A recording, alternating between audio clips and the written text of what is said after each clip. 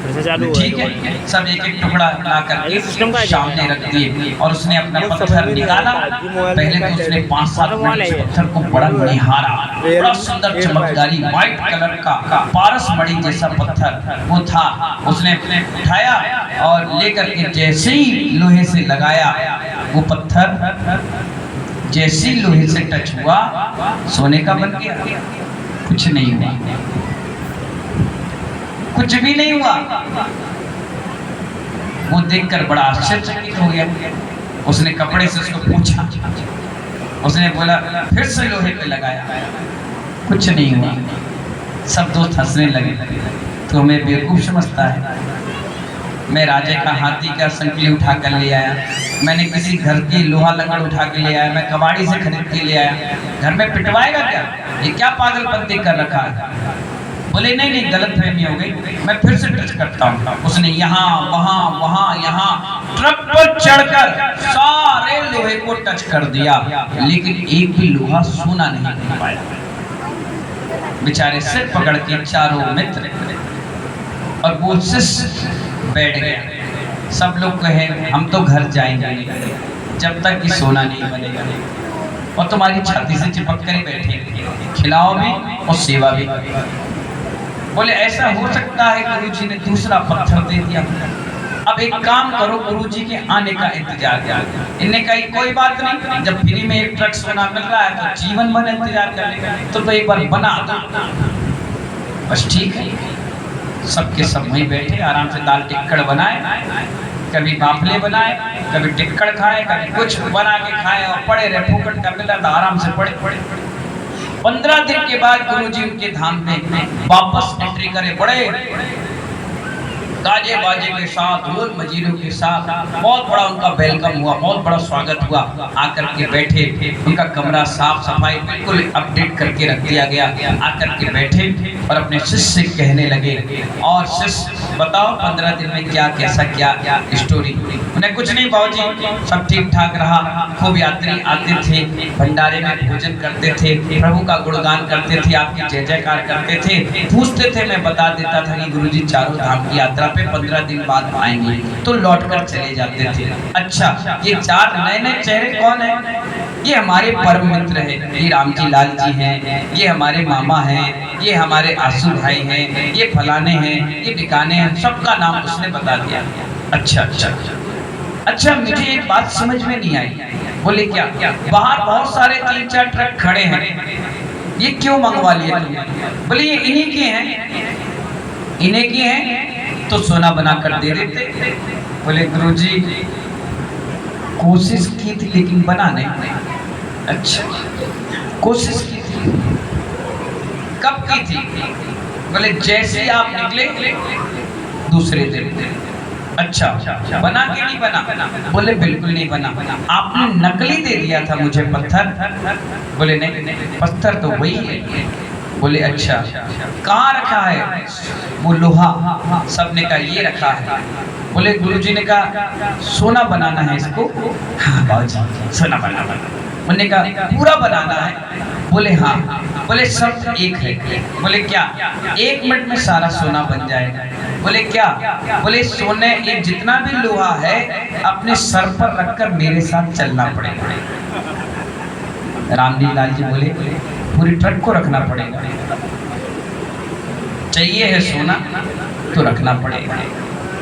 हमारे black diamond बोले हम तो जितना होगा उतना रखेंगे, और टूट पड़े कहाँ? ट्रक पर। उतारा, बहुत बड़ा लोहे का राड था, उठा लिया, चलो जल्दी। नरेंद्र बोले हम बाप बेटा दोनों हैं, एक कोना तुम पकड़ो, एक कोना हम पकड़ो, तुम चलो। मामा अलग पकड़ लिए, हमारे आंसू भाई अलग पकड़ लिए। तो जो मामा थे उन्हें संकली पकड़ ली। बोले हम यही लेके आए थे। तो गले में लपेटे और रगड़ रगड़ के चलने लग गए। 1 किलोमीटर दूर चल पाए हमारे।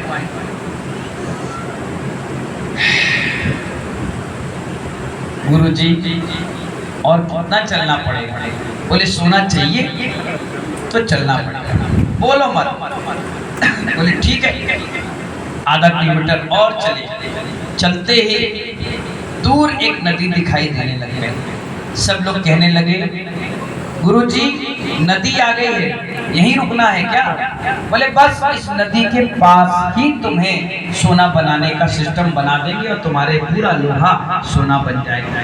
इनके कदम बड़ी तेजी से बढ़े और जैसे ही वो नदी के पास पहुंचे वहाँ बहुत सारी रेत थी। गुरुजी ने कहा हाँ भाई आपकी मंजिल आ गई। सब बहुत खुश हुए। चलो भैया इतने दिन से पड़े थे, अब हमारी जीवन में अच्छे दिन आ गए, अब कमाना नहीं पड़ेगा, इतना सारा सोना हमें मिल जाएगा। और क्या किया, वो रेत पे जाकर के सब गिर गए, लोहा छोड़ दिया और लेट गए। गुरुजी ने कहा ए लेटना नहीं है, खड़े हो जाओ, सोना चाहिए? हाँ तो बड़े खड़े हो जाओ। वो खड़े हो गए। खड़े होते ही बोले जितनी भी रेत है इस लोहे से रगड़ो। बोले क्यों, सोना चाहिए? बोले हाँ रगड़ो। बोले चोरी करवा दी, लदवा के 15 दिन बैठवा दिया, इतनी दूर भगवाया और इस रेत में गिरवाने के बाद रगड़ो। अगर साफ करने का तो वही बोल देते, वही साफ कर लेते। नहीं बनाना सोना मत बनाओ, बेवकूफ क्यों बना रहे हो? बोले रगड़ो सोना मिलेगा, नहीं रगड़ोगे तो वापस लाद के छोड़ो, मुझे कोई मतलब नहीं, मैं तो चला। नहीं गुरुजी तुम्हारे पैर पड़े, तुम सोना बनाओ। और क्या किया उन्होंने मालूम है, उस रेत से उस लोहे को रगड़ने लगे। गुरुजी ने कहा अच्छे से चमकाओ, बढ़िया चमकाओ, और रगड़ो, इधर रगड़ो, आगे रगड़ो, पीछे रगड़ो, एकदम छक जैसे ये दिख रहा है ना ऐसा चमका दिया। पूरा चमकाने के बाद उन्होंने पारस मणि का पत्थर निकाला और लोहे से टच कर दिया, तुरंत पूरा लोहा सोने जैसे चमकने लगे। सब बोले हे भगवान इतना लोहा आया, झपट पड़े, टूट पड़े, चारों के चारों टूट पड़े। गुरुजी ने कहा अरे ये क्या कर रहे हो, ये क्या कर रहे हो? सोने ही तो बना है, पूरी बिल्डिंग सोने की बना देंगे, तुम चिंता क्यों कर रहे हो? और टूट पड़े। एक व्यक्ति समझदार था, उसने गुरुजी से कहा गुरुजी एक बात बताइए, हम लोग 15 दिन से इस लोहे को इस पत्थर से टच कर रहे हैं, ये सोना नहीं बन पाया, आपने कौन सा मंत्र फेरा, कौन सी युक्ति करी जिससे ये पूरा लोहा सोने का बन गया? उन्होंने ऐसा कान पकड़ा और कहा सुनो ये पारसमणि पत्थर है, ये लोहे को सोना बनाता है, जंग लगे लोहे को नहीं बनाता। तुम जो कबाड़े से खरीद कर लोहा लाए, हाथी के मरे हुए हाथी का लोहा लेकर आए, कोई कहीं से लेकर आया, किसी से मांग कर लेकर आया, वो सारा लोहा जंग लगा था। और जंग लगे लोहे पर चिंतामणि पारस रत्न को टच करने से वो लोहा सोना नहीं बनता। जब तक उसको घिस करके प्योरिटी लोहे पे नहीं लाओगे, जब तक वो पत्थर से टच करोगे नहीं, वो सोना नहीं बनेगा। प्योरिटी आते ही तुरंत टच कर दिया, इसलिए लोहे से सोना बन गया। डबरा वालों में तुमसे भी ये कहना चाहता हूं, तुम्हारा भी जंग लगा लोहा है, और ऐसा लोहा मेरे पास लेकर आओगे, अगर मुझसे टच करोगे तो मुझे भी सर्टिक हो जाएगा। पहले घर में रेत से उसको घिसो, कसाय है, क्रोध है, मान मायाचारी लोभ है, इसको झड़ा दो और चंद मिनटों में तुम्हारा लोहा ये वैसे सागर जैसा पारसमणि सोना बना देगा। लेकिन शर्त यही है, अपने अंदर की बीमारियां, अपने अंदर के मानसिक तनाव, अपने अंदर के विकार भाव, स्वभाव से हटकर जो विभाव चल रहा है उसको तलांजी देकर के डस्टबिन में डाल दो और यहाँ आकर के बैठो। मेरे पास एक पत्थर है जो आपसे टच करते ही आप भी सोने की तरह चमकने लग जाए, आत्मा भी कुंदन की तरह बन जाएगी। अगर आप लालच में आए तो आपको कुछ नहीं मिलेगा। जंग लगा लोहा लाओगे तो जिसके टच करोगे उसको ठीक हो जाएगा और खुद भी टूट फूट करके बेकार हो जाओगे। इसलिए अपने लोहे को घर पे अच्छे से साफ सफाई कर लो, क्योंकि 10 तारीख के बाद काउंटडाउन शुरू होने वाला है। अपने अपने लोहे को ला करके रख लेना, और जब 5 महीने हो जाएंगे दीपावली के बाद तो घर जाओगे तो घर में पूरा सोना ही सोना नजर आएगा। और महाराज चले जाएंगे तो आशीर्वाद ऐसा दे जाएंगे कि कभी जिंदगी पर किसी के सामने हाथ नहीं फैलाना। इसीलिए मैंने आपसे कहा, उस शिष्य गुरु ने कहा कि जंग लगा लोहा बिल्कुल नो एंट्री, शुद्ध पवित्र लोहा लेकर के आओ, और उस लोहे को तांबा, पीतल, सोना, रांगा, जस्सा जो बनाना है इतने सुंदर फैक्ट्री में ला करके परिवर्तन कर लीजिए। आज बहुत प्यारा दिन हमारा बीता। पूछो कैसे? ऐसे पत्थर मारो मत करो। हे मुनिराज, हे मुनिराज, हे मुनिराज, आज आपका दिन पवित्र कैसे बीता? आज आपका पवित्र दिन कैसे बीता? आज मालूम है, आज हमने 5 मंदिरों की वंदना की। पहली बार 5 मंदिर गए थे, कभी नहीं गए। 4 जाते थे, 3 जाते थे और वापस बैठते और चले जाते थे। आज 5 मंदिरों की वंदना करी, 5 भगवानों को सिर पर चढ़ाया, 5 मंदिरों पर ध्वजारोहण किया। कितना अच्छा लग रहा था। मालूम है, सारे देवी देवता दोपहर के जब मैं सामायिक कर रहा था तब आ गए, और ऐसा लग रहा था वो इतने खुश थे। उन्होंने कहा कि तुमने जो निर्णय लिया है डबरा चातुर्मास का, बहुत सोच समझ कर ही लिया है। और कोई चातुर्मास होता तो शायद ही वो 5 मंदिर जाते। जिस मंदिर में रहते वो वहीं रहते, वहीं स्थापना कर लेते, वहीं प्रवचन कर लेते, वहीं जोड़ लेते। मालूम है, इस चातुर्मास से जैन तो छोड़ो, अजैन व्यक्ति भी जुड़ता चला जा रहा है। आज पूरे अखबार के लोग आए थे, मीडिया के कम से कम 10 से 15 लोग, सब खुश थे।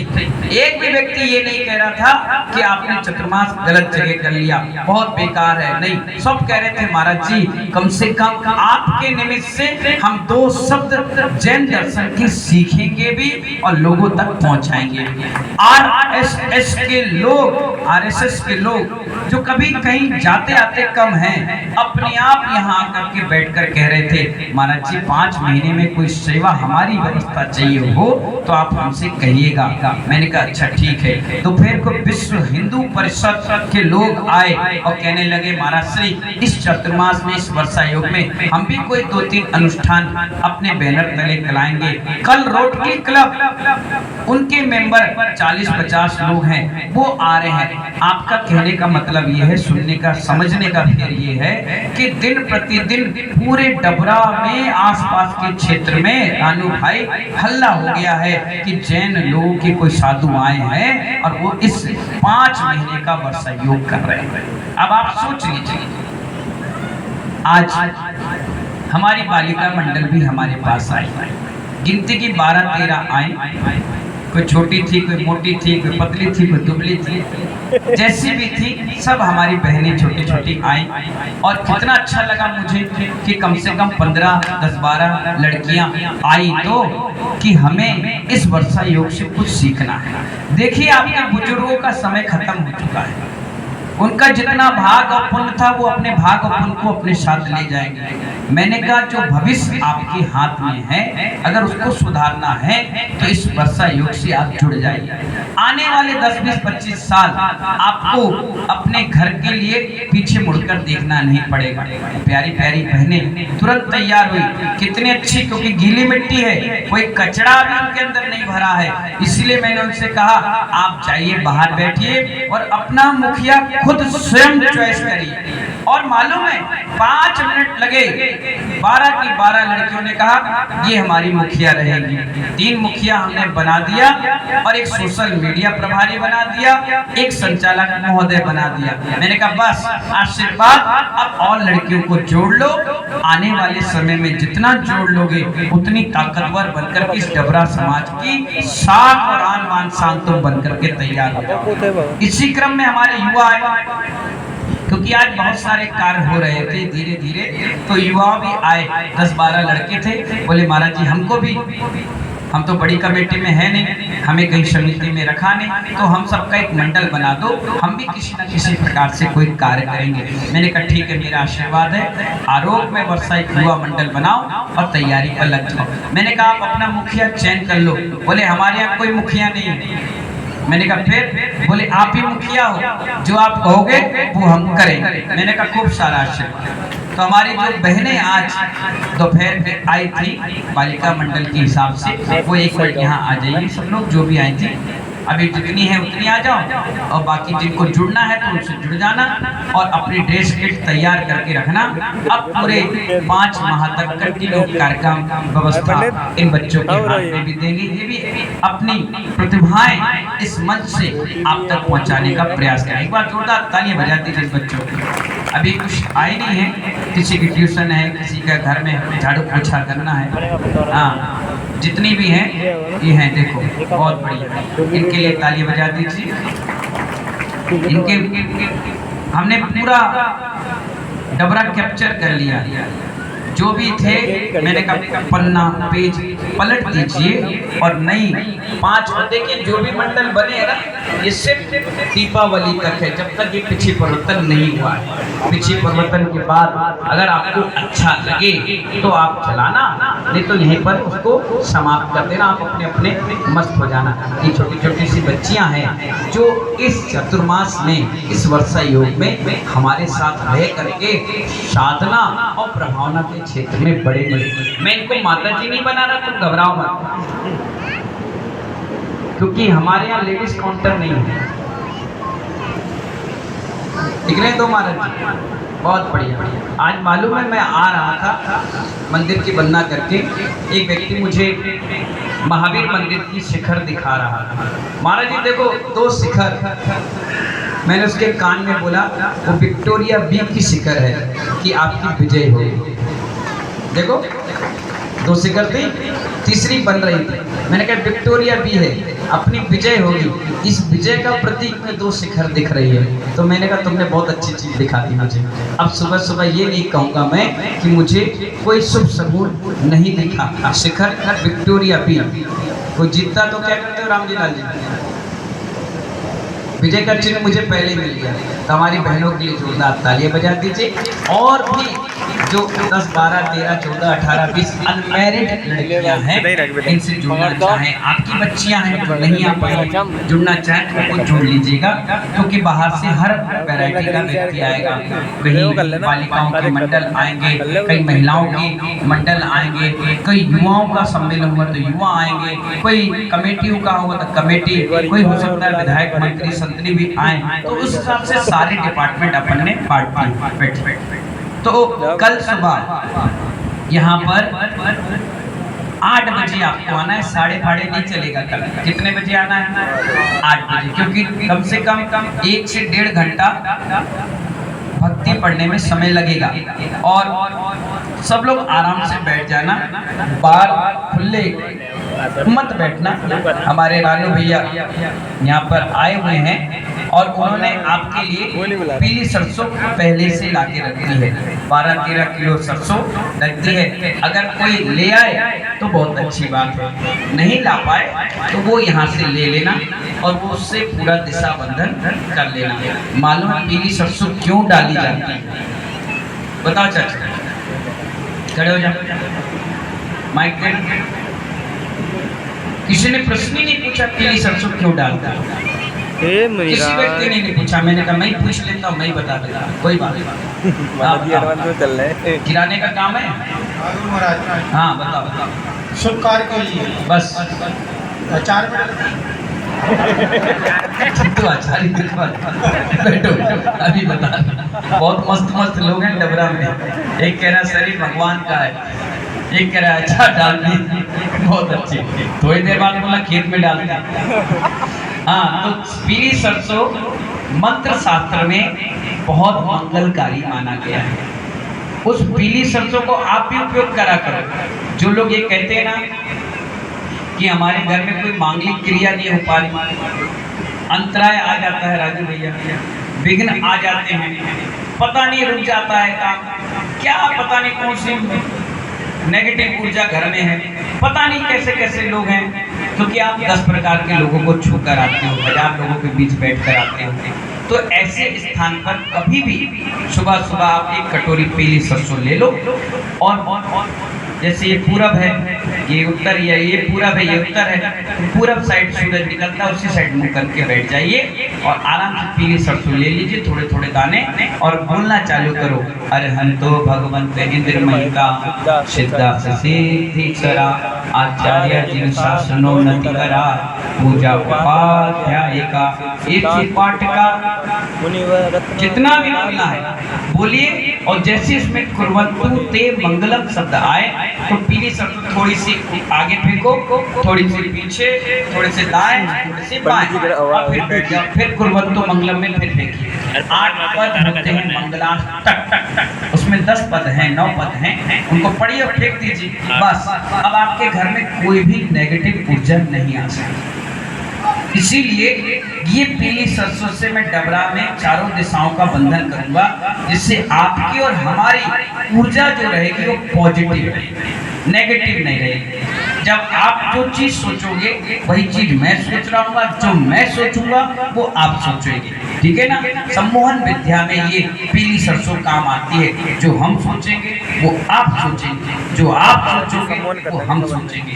यही पीली सरसों कलश में मंत्रित करके डाली जाती है, यही पीली सरसों ध्वजारोहण में छेपड़ की जाती है, यही पीली सरसों जब भावर फेरे जाते हैं तब छेपड़ की जाती है कि दूल्हा दुल्हन अलग अलग कुल में से आए हैं, अलग अलग जेनरिक प्रॉब्लम से आए हैं, वो दोनों मिलकर के अच्छे से पॉजिटिव ऊर्जा के साथ रहेंगे।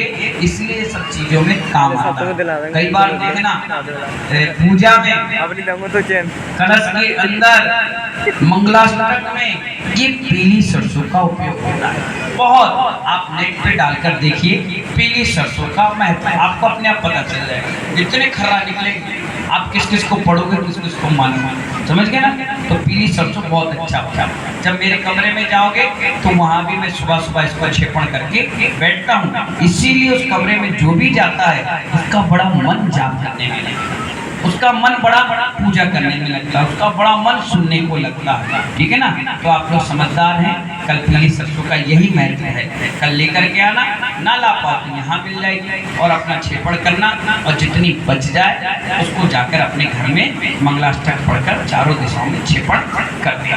समय आपका हो गया क्योंकि वो आ गई है।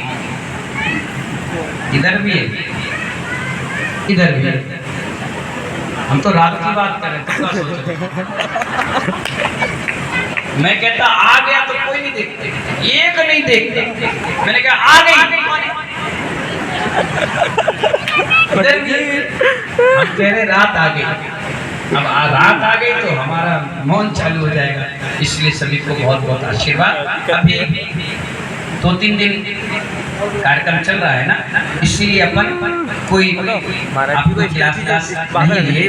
10 तारीख की सुबह क्रीम क्लास से सुबह 6:30 बजे 9 बजे पहला दिन है। राहु काल निकलने के साथ ही भगवदा अमर स्तोत्र प्रारंभ हो जाएगा। एक का पहले दिन पढ़ाएंगे, दोपहर के स्वाध्याय 3:30 बजे ले लेंगे, वो भी क्लास के रूप में। और शाम को ग्रुप वीडियो बनाएंगे तो उसमें भी कोई ना कोई टॉपिक लेकर के कोई ना कोई क्लास पूछेंगे भी, गिफ्ट भी आ जाएगी। और हर संडे को जितने भी ये बच्चे दिख रहे हैं, काले भूरे आड़े तिरछे टेढ़े मेढ़े बड़े छोटे जो भी हैं, इन सबको लेकर के आना। और संडे दोपहर के 3 बजे यहाँ पर सारे बाल बच्चों के लिए अपन बाल संस्कार का कार्यक्रम रखेंगे। बाल संस्कार का मतलब बाल में संस्कार नहीं करेंगे, बाल संस्कार मतलब बच्चों के लिए यहाँ पर क्या रखा जाएगा, पढ़ाई लिखाई। उनसे 1 घंटे में मैं पढ़ाऊंगा और उसी 1 घंटे में पूछूंगा, उसी 1 घंटे में वो बताएंगे भी, और उसी 1 घंटे में इनाम भी मिलेगा। और जितने बच्चे आएंगे सभी को भरपेट खुश होकर के जाओ। जितने आएंगे सबको गिफ्ट मिलेगा। ये मत समझना कि ये लड़की दीपक की होशियार, इसने आंसर दिया तो मिल गया, बाकी का ताली बजाएंगे। नहीं, बेसन सागर जी महाराज के इस क्लास में आज तक कोई फेल नहीं हुआ। हम नकल मार के पास मेरी दीदी है बड़ी। अपना रिजल्ट खराब क्यों करें विनोद जी, अपना रिजल्ट खराब क्यों करें। लोग ये कहेंगे महाराज जी ने पढ़ाया और 40 लोग पास हुए, 60 लोग फेल क्यों हुए। 101 पास हुए, 100